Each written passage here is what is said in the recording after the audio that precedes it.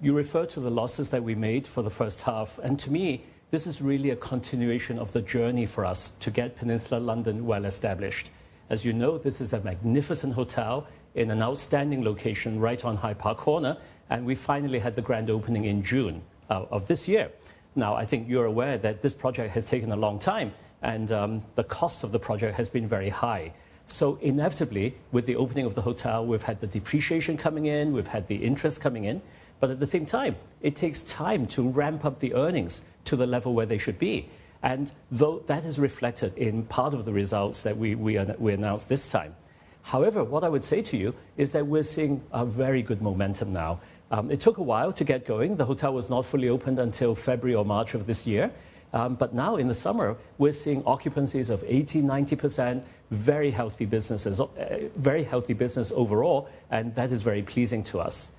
If I can also mention the other factors that affected our results, one was undoubtedly we had some weaker operations in terms of some markets, particularly Hong Kong.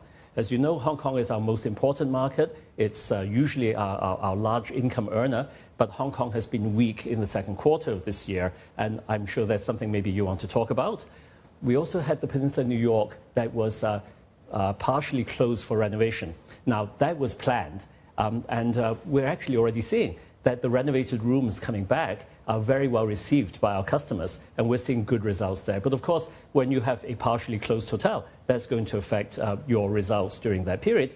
And finally, really pretty irrelevant, there was a property revaluation deficit, which is non-cash and non-operational, and that affected the results as well. So as I said, you know, the reason for the loss are clearly explicable. And we're actually seeing much better momentum now, especially in London and our other new hotel, Peninsula Istanbul. You're a luxury hotel operator, and amongst the many earnings that we're hearing from other companies, Clement, is there is a slump or a decline in luxury spending. Are you seeing that across your hotel group?